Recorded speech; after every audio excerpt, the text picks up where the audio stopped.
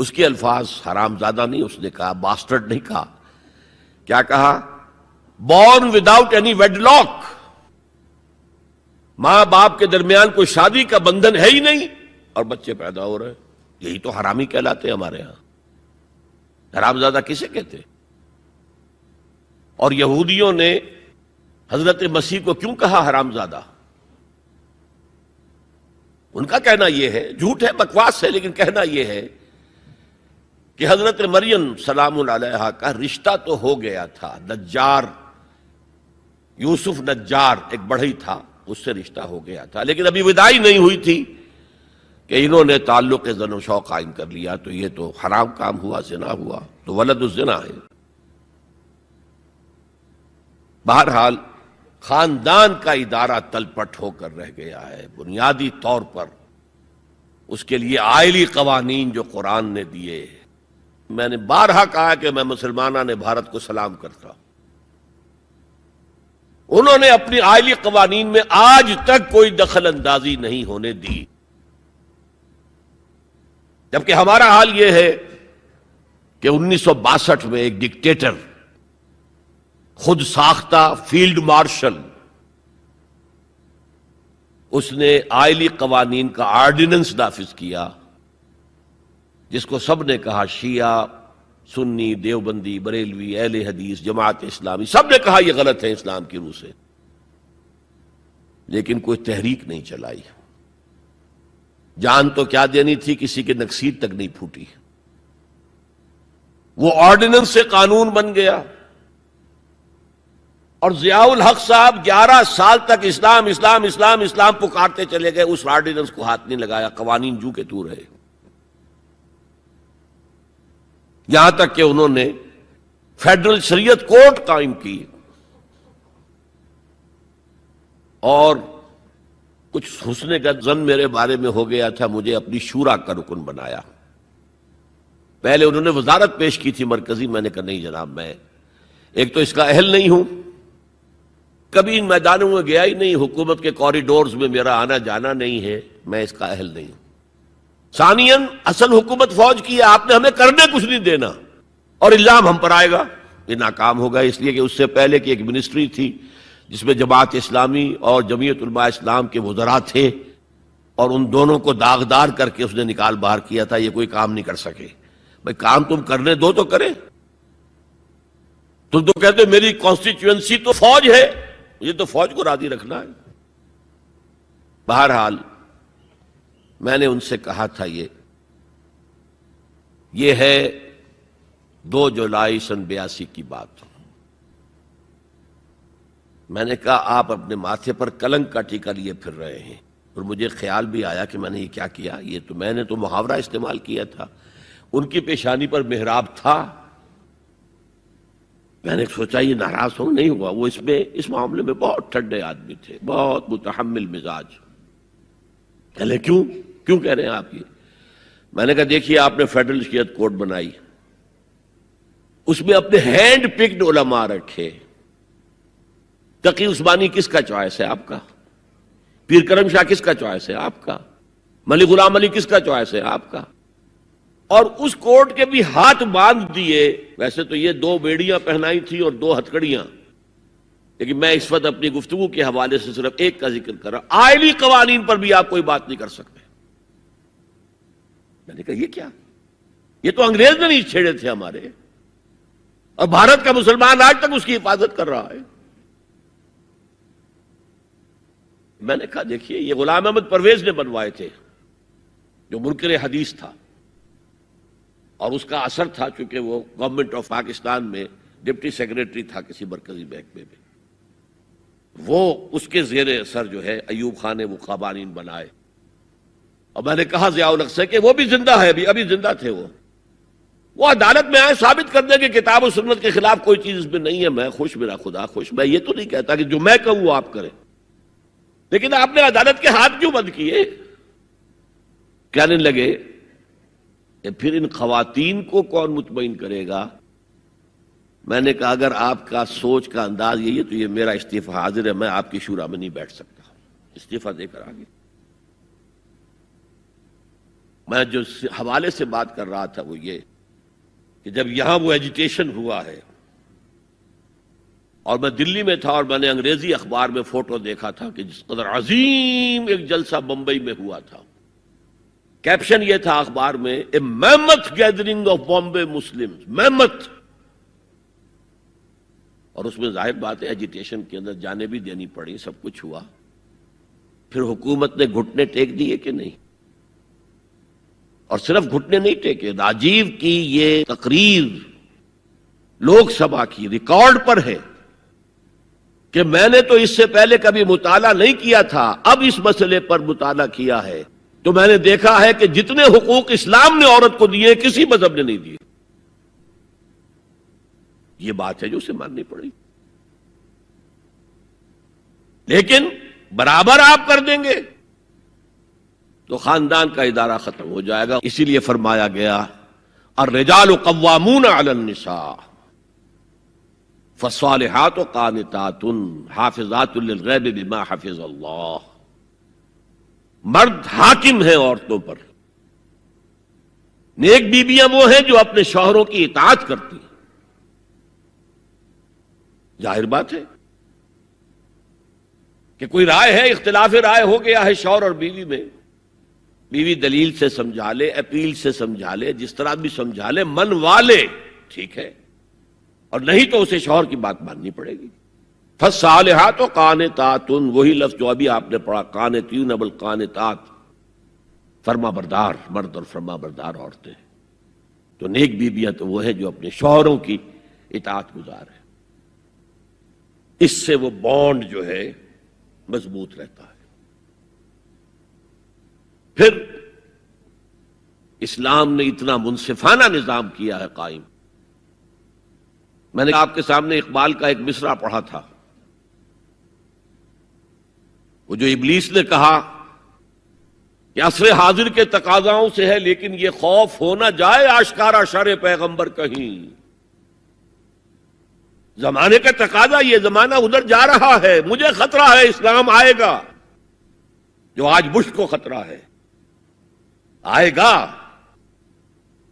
چاہے اس سے پہلے لاکھوں مسلمان قتل ہو جائیں، چاہے اس سے پہلے کروڑوں مسلمان قتل ہو جائیں۔ تاتاریوں کے ہاتھوں بھی کروڑوں قتل ہوئے تھے، لیکن پھر تاتاریوں نے مسلمانوں کو فتح کیا تھا، اسلام نے تاتاریوں کو فتح کر لیا ہے۔ آیا فتنہ تاتار کے افسانے سے، پاسماں مل گئے کعبے کو صنم خانے سے۔ ہو سکتا ہے اب بھی ایسا ہو جائے، تو وہ ڈرتے ہیں کہ یہ نظام آئے گا، اس لیے اتنے خوف زدہ ہیں۔ جب اللہ نے مرد کو بنایا طاقتور زیادہ، اور عورت کا حسن یہ ہے کہ وہ نازک ہو۔ وہ کبھی کوئی حمیدہ پہلوان ہوتی تھی بھارت میں ایک، اس نے جو کہا تھا کہ میں اس سے شادی کروں گی جو مجھے پچھاڑ لے، میں کون پچھاڑے گا، اس کو خود ہی پچھاڑ جائیں گے وہ۔ تو عورت کا حسن تو نزاکت میں ہے،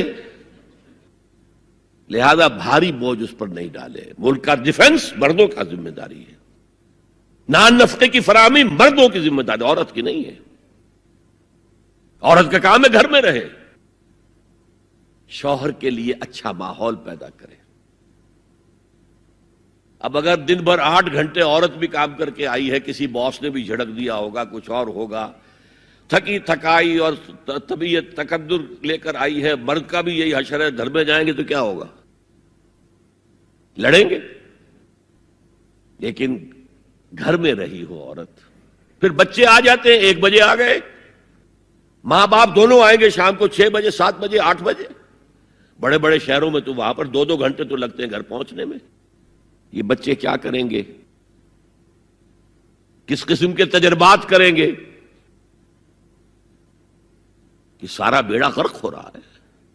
عورت کے ذمہ نہیں ہے کام کرنا، کہتے ہیں مجبوری ہے، آپ اپنے سٹینڈرڈ آف لیونگ کو بڑھاتے جائیے بڑھاتے جائیے بڑھاتے جائیے، دونوں کی سر توڑ محنت کے باوجود آپ کا جو ہے تقاضا پورا نہیں ہوگا، اور اسی کو سکیڑ لیجئے۔ کمانا شوہر کا کام ہے، بیوی کا نہیں۔ اس کو اقبال نے کہا ہے کہ اسلام کا معاشرتی نظام دو حصوں پر مشتمل ہے. حافظ ناموس زن، ایک تو عورت کی عصمت و عفت کی حفاظت.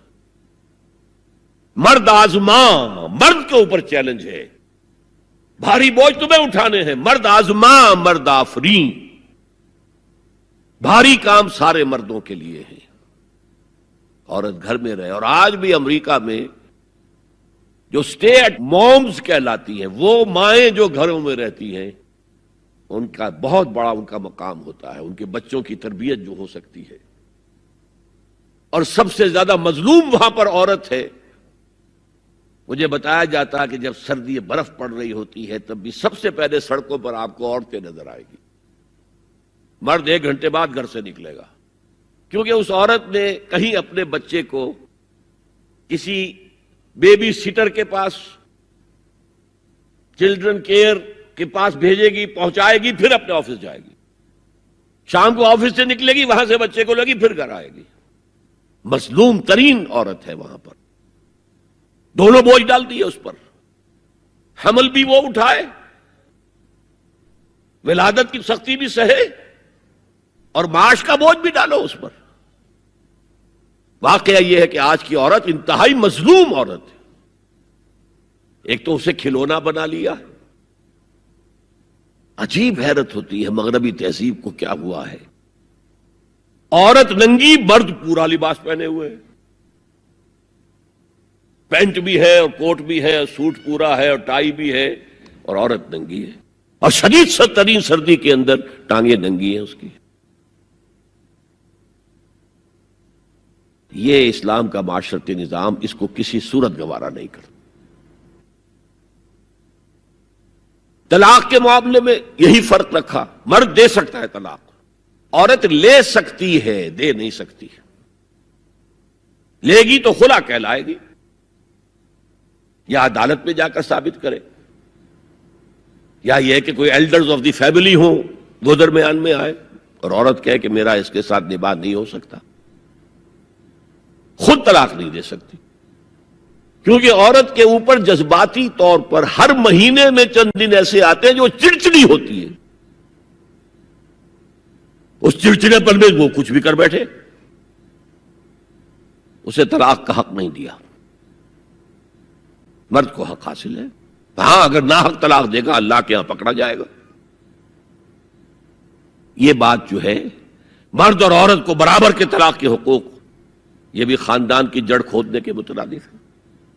اچھا، بیٹے اور بیٹی میں وراثت کا فرق ہے. کیوں؟ بیٹا شادی کرے گا تو مہر دے گا، لڑکی شادی کرے گی تو مہر لے گی. حالانکہ ضرورت لڑکی کو لڑکے کی ہے، لڑکے کو لڑکی کی ہے، دونوں کی ضرورت تو برابر ہے. لڑکا مہر دے اور لڑکی لے. کیوں؟ تاکہ یہ معلوم ہو کہ یہ سربراہ ہے. حافظ ناموس زن، مرد آزماں، مرد کی ذمہ داری ہے. یہ بھی ہمارا بڑا سوشل فنکشن ہے، بہت بڑا. اور اس میں فضول خرچیاں ہو رہی ہیں. حرام کی کمائی ہوئی کمائی جو ہے وہ پانی کی طرح بہائی جاتی ہے.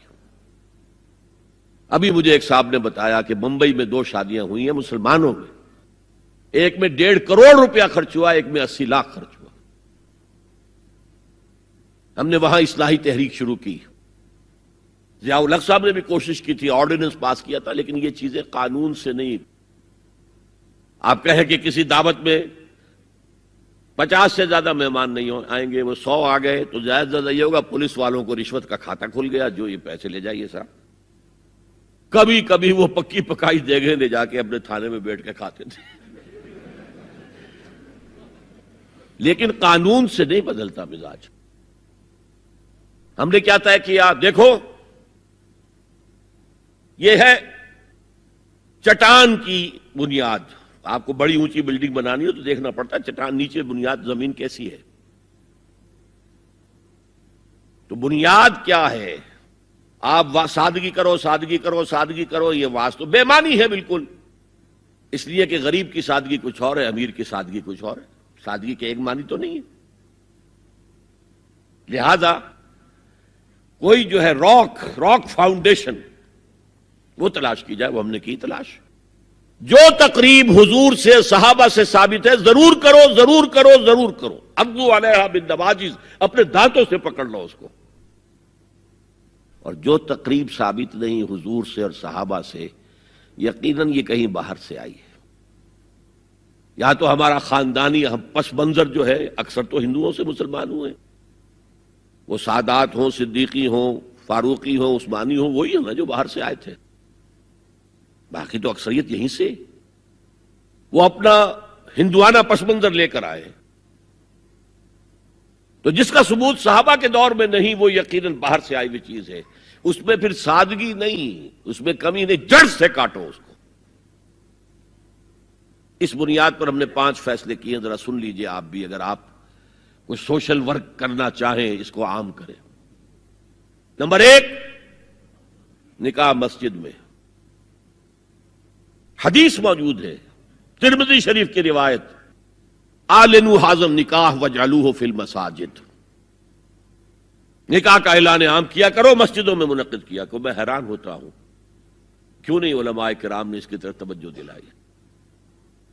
حدیث ہے، ہاں میں مانتا ہوں ان کا کہنا یہ ہے کہ یہ یہاں جو امر ہے کہ مسجد میں منعقد کرو، یہ امر وجوب کے لیے نہیں ہے، استحباب کے لیے، مستحب ہے یہ کہ مسجد میں۔ تو بھائی مستحب کیوں چھوڑ رہے ہو تم؟ وہ اس لیے چھوڑنا پڑتا ہے، مولوی بیچارے کی حیثیت ہے ہی نہیں معاشرے میں کہ وہ کہے جناب یہاں آئیے میرے پاس، میں نہیں آؤں گا آپ کے گھر نکاح پڑھانے کے لیے۔ وہ اپنا رجسٹر بغل میں دبائے بیٹھا سوکھتا رہتا ہے۔ وہ تو آنی تھی بارات عصر کے وقت، مغرب بھی جا رہی ہے، آئی ہی نہیں، وہ بیٹھا قریب۔ پہلے 20-30 روپے ملتے تھے، اب 200 300 400 ملتے ہیں، اور کیا ہے۔ میں نے انہیں یاد دلایا دیکھو شرم کرو، عیسائیوں نے آج تک اپنے چرچ کی اور اپنے پادری کی عزت یہ رکھی ہے کہ شہزادے اور شہزادی کی شادی ہوگی وہ بھی پادری چرچ میں آئیں گے۔ شہزادے کی شادی ہو رہی ہے تو جو ان کی پارلیمنٹ کے ساتھ ہے چرچ، وہاں شادی ہوگی۔ وہاں پردہ نہیں ہے، لڑکا لڑکی دونوں آمنے سامنے کھڑے ہو کر قول و قرار کریں گے۔ ہمارے ہاں پردہ ہے تو اس لیے لڑکی کے گھر بھی جائیں گے تو لڑکی تو محفل میں نہیں آئے گی، لڑکی کا ایک وکیل ہوگا، وہ وکیل اجازت لے کر آئے گا، 2 اس کے گواہ ہوں گے، اس کے سامنے اجازت لی گئی، پھر وہ نکاح خواہ کو اجازت دیں گے، وہ نکاح پڑھا دیں گے۔ پہلی بات یہ ہو گئی کہ نکاح مسجد میں۔ نمبر 2، نکاح کے موقع پر کوئی دعوت طعام نہیں، کوئی ثابت نہیں۔ دعوت طعام صرف ایک ہے، وہ ولیمہ ہے، اور اس قدر معقول بات ہے، سب باپ اپنے سینوں پر ہاتھ رکھ کر سوچیں اور میری بات سنیں، کیا بیٹی کو گھر سے رخصت کرنے کا وقت جو ہے وہ خوشی کا وقت ہوتا ہے؟ جب بیٹی گھر سے جا رہی ہو، کوئی جانور بھی آپ قربانی کے لیے، کوئی مینڈھا کو بکرا لے آئیں 8-10 دن پہلے اور بچے مانوس ہو جائیں تو وہ جب آپ ذبح کرتے ہیں تو پچھاڑے کھاتے ہیں کہ نہیں بچے؟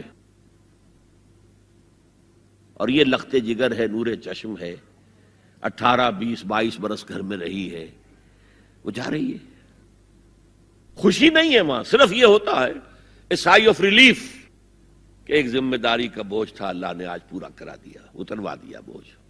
پھر بھی اندیشہ ہوتا ہے، پتہ نہیں مزاج ملے نہ ملے، نئے ماحول میں جا رہی ہے، وہاں جا کر ایڈجسٹ ہو یا نہ ہو، اندیشے پھر بھی ہوتے ہیں ذہن کے اندر۔ تو ان سے مرغ پلاؤ کھانا اور متنجن کھانا کوئی معقول بات نہیں ہے۔ معقول بات کیا ہے؟ لڑکا، اس کا گھر آباد ہوا ہے، وہ ولیمہ کرے، اس پر باقاعدہ حدیث اولبو ولو بشاتن، ولیمہ ضرور کرو چاہے ایک ہی بکری ہو تمہارے پاس، ذبح کرو، کاٹو، کھلاؤ گوشت اپنے دوستوں کو، احباب کو۔ یہاں تک کہا کہ بیس طعام الولیمہ، برا کھانا ہے ولیمے کا کہ اس میں غریبوں کو نہیں بلایا جاتا۔ ظاہر بات ہے مسلی کھلانے کے لیے تو ولیمہ نہیں ہوتا، اپنے احباب کو، دوستوں کو بلایا جاتا ہے۔ پھر بھی میں تم سے کہتا ہوں کہ جسے ولیمے کے لیے بلایا جائے وہ اگر نہیں جائے گا تو اللہ اور اس کے رسول کے حکم کی نافرمانی کرے، تو جس رسول نے اتنی تفصیل سے حکم دیا ہو ایک دعوت کا، وہ دوسری دعوت میں بھی خیر ہوتا میں بیان کرتا۔ جب نکاح مسجد میں اور کوئی دعوت طعام نہیں تو بارات کا تصور، خلاص۔ بارات کس بلا کا نام ہے؟ قرآن میں تو کوئی ذکر ہی نہیں، عربی میں یہ لفظ ہی نہیں۔ اجتماع طرفین مسجد میں ہوا، نکاح ہوا، لڑکی کو حضرت فاطمہ کو رضی اللہ تعالی عنہا کچھ خواتین جا کر چھوڑ آئی تھی اس حجرے میں جو ایک انصاری صحابی نے حضرت علی کو دیا تھا۔ ان کا تو کوئی گھر بھی نہیں تھا، کوئی حضرت علی آئے ہوں اور آ کر وداع کرا کے لے کے گئے ہوں، کچھ بھی نہیں۔ چوتھی چیز، جہیز کا کوئی تصور اسلام میں نہیں، خالص ہندوانہ رسم، خالص ہندوانہ رسم، خالص ہندوانہ رسم۔ ہندوؤں میں کیوں ہے؟ وہ اس لیے ہے، معقول بات ہے کہ لڑکی کا وراثت میں کوئی حصہ ہے ہی نہیں۔ وہ تو جب گھر سے نکل رہی ہے کچھ دے دلا کے رخصت کر دو، دان دہیج، یہ خیرات ہے، لڑکی کا حق کوئی نہیں ہے گھر پر۔ اسلام میں تو لڑکی وارث ہے، والد فوت ہوں گے وراثت تقسیم ہوگی، والدہ فوت ہوں گی کوئی ان کی ہے ملکیت وہ تقسیم ہوگی۔ شادی کے موقع پر کوئی جہیز اسلام میں نہیں، قطعاً نہیں۔ غلطی سے حضرت فاطمہ کے جہیز کو جہیز کہہ دیا گیا، وہ جہیز کیا تھا؟ ایک پیسہ بھی حضور کے اپنی جیب سے نہیں تھا۔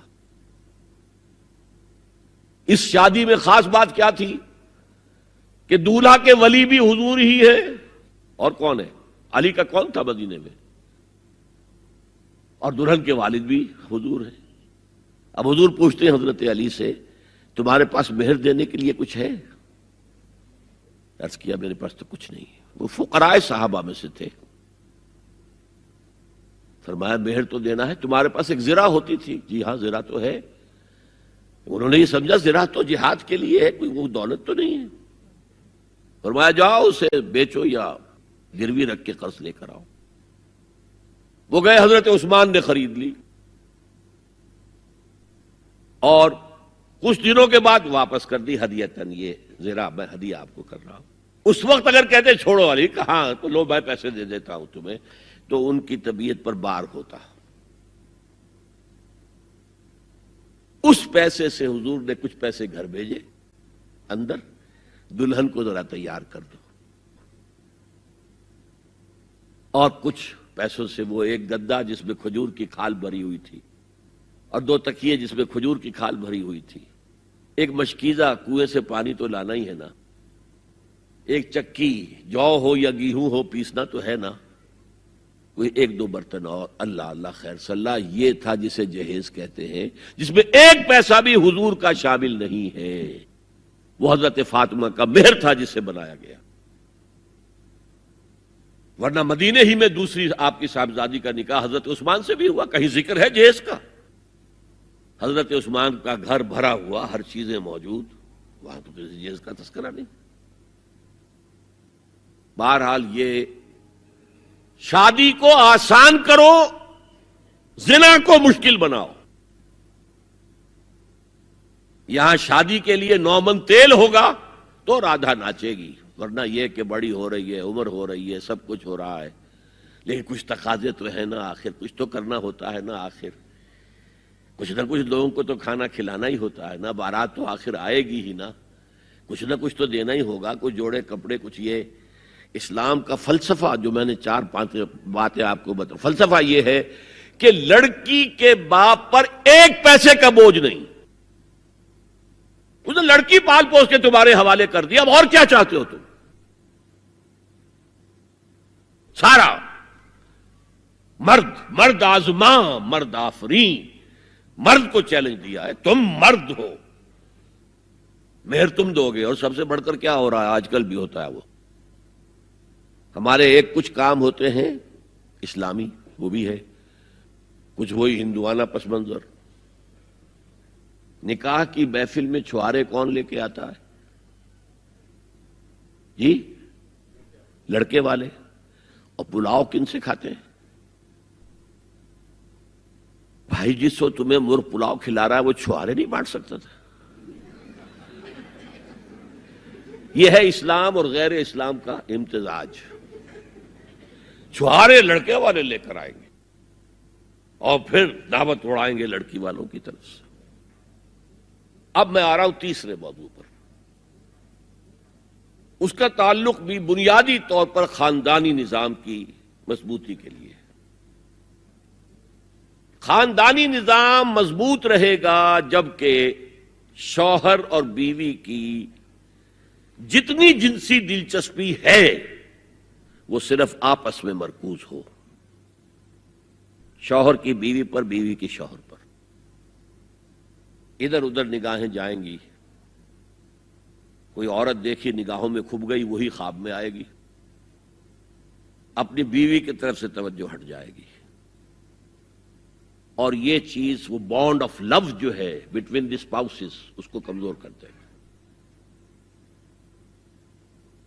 جنسی آوارگی نہ ہو، عورت کو چھپا کر رکھا جائے. وہ مستورات ہمارے ہاں کہلاتی تھی، مستورات. پردے کا جو احکام ہے اس جنسی بے راہ روی کو روکنے کے لیے،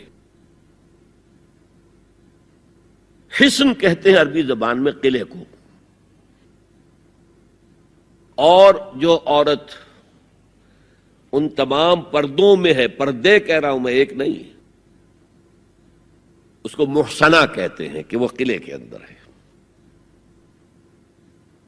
یا تو وہ خاندان کے اندر رہ رہی ہے، بھائیوں کی اور باپ کی پشت پناہی حاصل ہے اسے، وہ اس کی عصمت و عفت کے محافظ ہیں.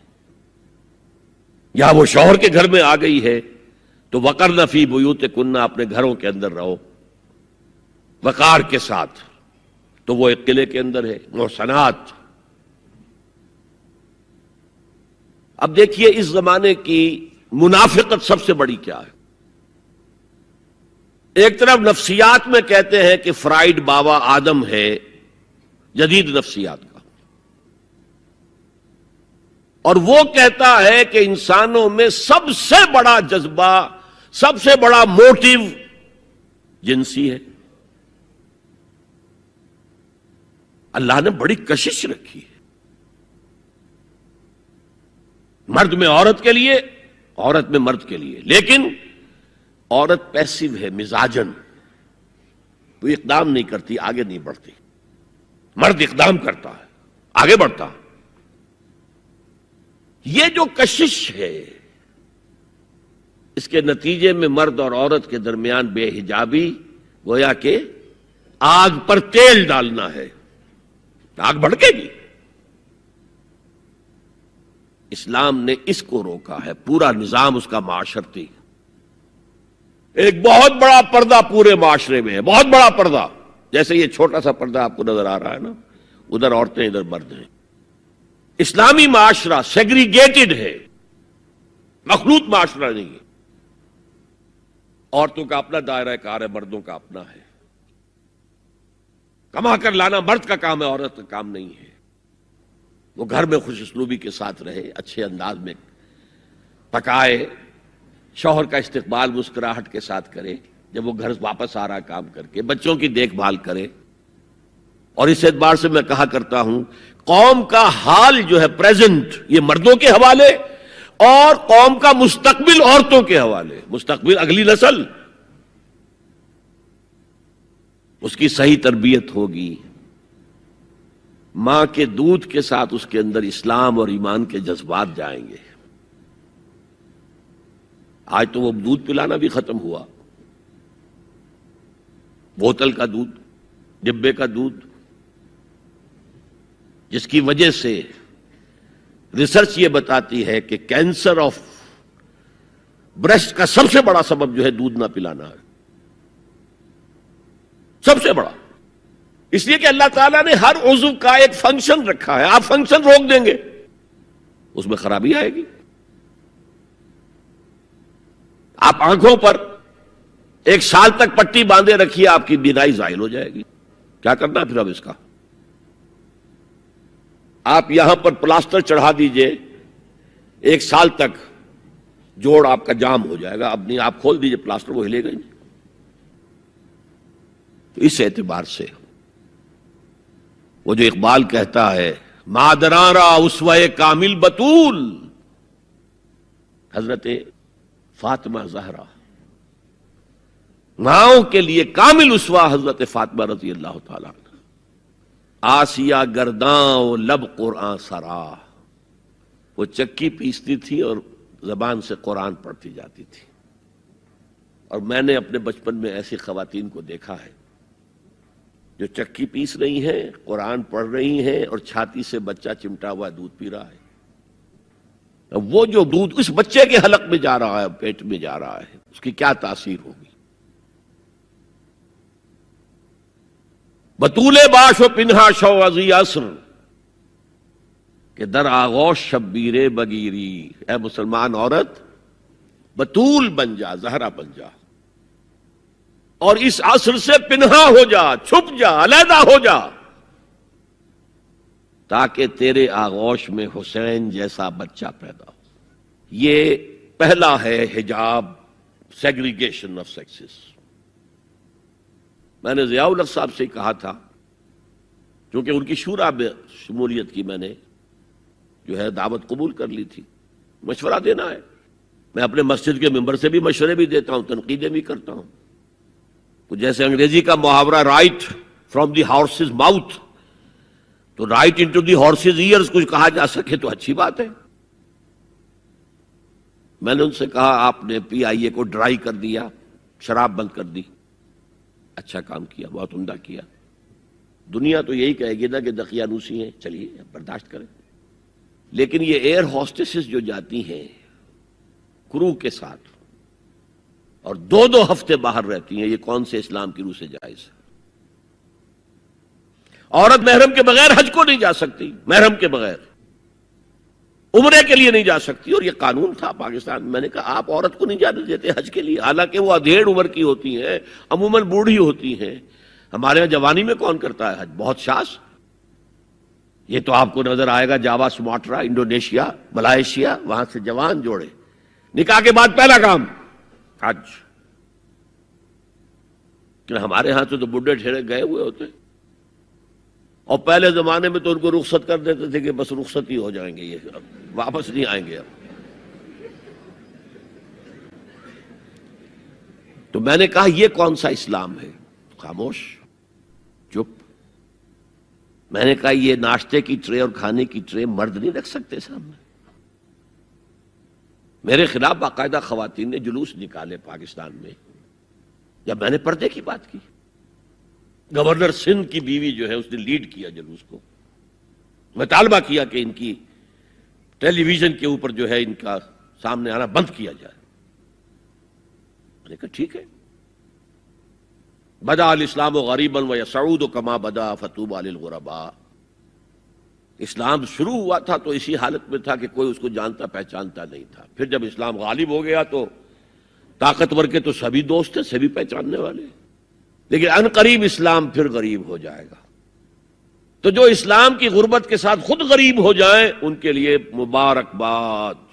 اسلام کا دامن نہ چھوڑیں، چاہے انہیں کہا جائے کہ یہ تو بڑے ہی دقیانوسی لوگ ہیں، بڑے کٹر لوگ ہیں۔ میں نے اس زمانے میں چیلنج کیا تھا، مجھے بتاؤ کیا فرق واقع ہوتا ہے؟ آپ کہیں گے عورتوں کو اگر ہم گھر میں بٹھائیں تو ہماری اکانومی سفر کرے گی، آدھی ہماری جو ہے لیبر وہ کام نہیں کرے گی۔ میں نے کہا where there's a will there's a way۔ Cottage industry کا انتظام کرو، نمبر 1، گھروں میں بیٹھ کر کام کریں۔ دوسری جنگ عظیم کے دوران ایک بڑا علاقہ تھا دلی میں جس کا ہر گھر کارخانہ بنا ہوا تھا، کرخندار، یہ ایک قوم کا نام پڑ گیا، کرخندار۔ چھوٹی چھوٹی مشینیں لگی، کہیں بٹن بن رہے ہیں، کہیں بکسوئے بن رہے ہیں، کہیں نکریں سل رہی ہیں، کہیں پینٹیں سل رہی ہیں، کہیں جو ہے کرتے سل رہے ہیں، قمیضیں۔ صبح کے وقت ٹرک آیا، خام مال دے گیا، شام کو آیا، تیار مال لے گیا۔ عورت نہ گھر سے نکلی نہ باہر گئی، کچھ نہیں، اور کام کیا، کما لیا۔ کاٹیج انڈسٹری کا انتظام کرو۔ اسی طریقے سے ایسے یونٹ بناؤ انڈسٹریل جس میں عورتیں کام کریں، عورتیں سپروائز کریں، ورکنگ آورز کم رکھو تاکہ وہ اپنے گھر کا کام بھی کر سکیں۔ کرو. عورتوں کے ہسپتال میں عورتیں مرد، عورتیں مریض، عورتیں ڈاکٹر، عورتیں مریض، عورتیں نرسز. مردوں کے ہسپتال میں فیمیل نرسز کا کیا کام ہے؟ کیا میل نرسز نہیں ہوتے؟ اور کیا آرمی کے اندر جو فارورڈ یونٹس ہوتے ہیں کہ جو جاتے ہیں محاذ کے اوپر، ان میں کوئی عورت نرس جاتی ہے؟ میل نرسز جاتے ہیں. حالانکہ سب سے زیادہ نرسنگ کی ضرورت وہاں ہوتی ہے. کسی کا بازو اڑ گیا ہے، کسی کی ٹانگ اڑ گئی ہے، کسی کے پیٹ میں آ کر کسی بم کا ٹکڑا جو ہے لگا ہے، انتڑیاں باہر نکلی ہوئی ہیں، تو نرسنگ سب سے زیادہ وہاں ضروری ہے. وہاں تو فیمیل نرسز نہیں ہوتی، میل ہوتے. سیگریگیشن سیگریگیشن سیگریگیشن، یہ آگ اور پانی کا ملاپ درست نہیں ہے. تو سب سے بڑا پردہ تو یہ ہے. دوسرا پردہ، دوسرا قلعہ، گھر کی چار دیواری. وَقَرْنَ فِي بُيُوتِكُنَّ وَلَا تَبَرَّجْنَ تَبَرُّجَ الْجَاهِلِيَّةِ